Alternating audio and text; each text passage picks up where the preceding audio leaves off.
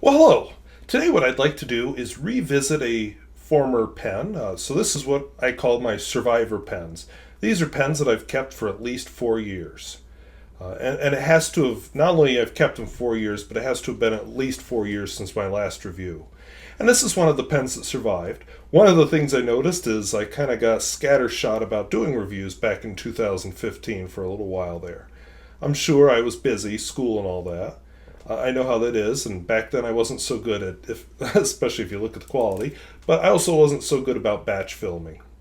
I'm doing this as a batch of 4 tonight, and it's hot, but the pen is interesting.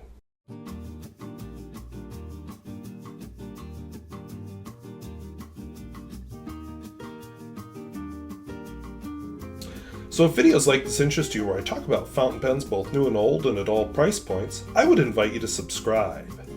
And hey, what do you think of this pen? Is it weird looking enough to be interesting? Have you ever used any of the other goods from AG Spalding? Let us know down in the comments. So when I first bought this pen, of course, I was thinking the Spalding Company, which is they make baseball and all kinds of sports type equipment. Look at me. This shirt is probably older than some of my viewers. I don't really get up into buying nice clothes or expensive clothes. I just buy when I need them, which, ironically, I'm going to be doing a lot of clothes shopping here before school starts because some of it has gotten too big, some of it's gotten too worn out, and it needs replacing. So, anyway, this is a luxury manufacturer, and apparently they make a line of fountain pens. I bought this one on Jet Pens. It's been interesting. Last I looked, which admittedly I didn't do before this, but the wood kind of comes and goes. Sometimes you see plastic versions. I know at one time I saw several types of wood, but the pen hasn't changed much. I'm just curious where this fits in the company's branding. So let's take a look at it. Like I said, the pen is a little different looking. I don't have another one like it. So wood body. Let's take a look around the whole thing here. Yeah, that's weird. And maybe you can see why I was originally thinking the Spalding that makes the sports stuff. But it's AG Spalding Brothers. You can see on this side, and Brothers. AG Spalding and Brothers, 520 Fifth Avenue, New York. And it's made in Japan. Nothing on the wood, although it's pretty clearly maple.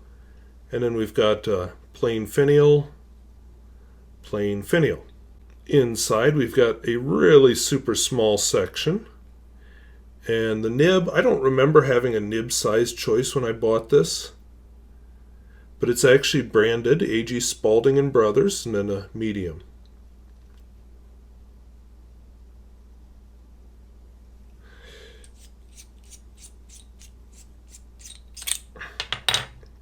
Did not come with a converter, but a Pelican converter fits it just fine.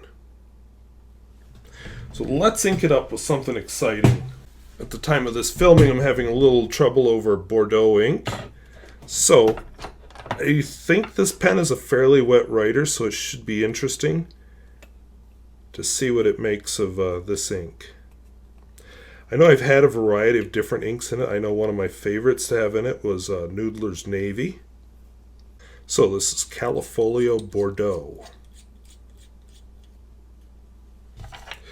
Writing with the pen, if you hold it here, it's a little awkward. I actually end up holding it up here.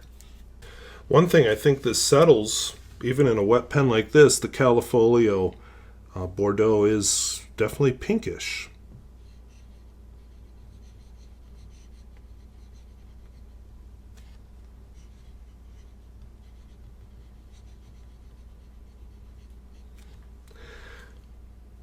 Probably not what I expected to see.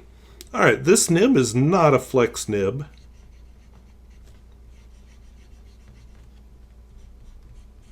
Very wet writer for a medium nib.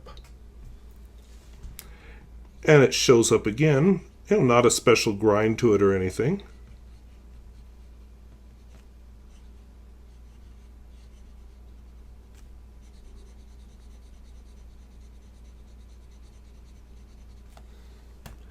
Leaves a nice wet patch. Not ridiculously wet, but definitely wet.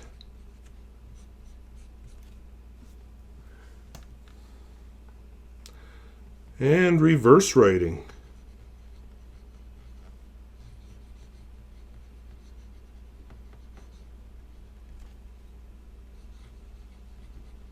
Slightly scratchy, but not bad.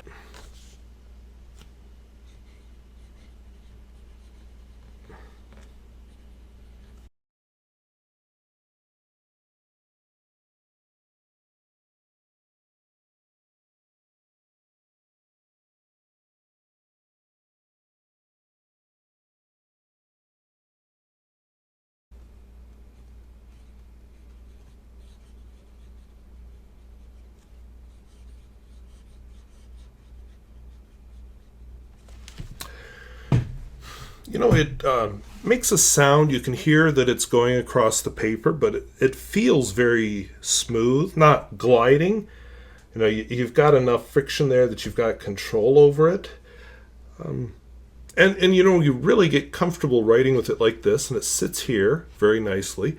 You can post. I hardly ever post my pens, but snaps to post, and it's quite smooth and nice if you do that.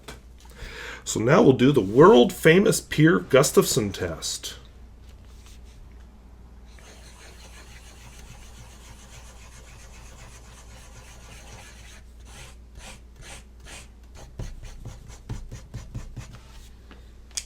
And we'll say that did very well. And by the way, nice satisfying click. So all in all, the writing of this pen isn't the most exciting.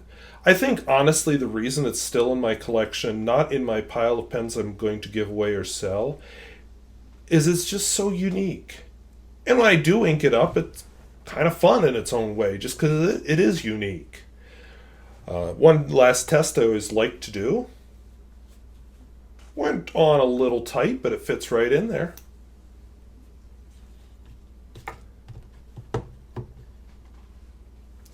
I think it's just an interesting pen from a manufacturer nobody in the fountain pen world ever talks about. So make of that what you will. So if videos like this interest you, where I talk about fountain pens both new and old and at all price points, I would invite you to subscribe. And hey, do you know anything about AG Spalding Bros? I honestly, other than finding out they were a luxury stuff manufacturer, I still don't know much about them. Really lazy of me, but honestly, when I start looking at websites like that, I just... What? So I quit. So yeah, fill us in if you know a little bit more about them. So I want to thank you for watching. We'll see you later. Bye-bye.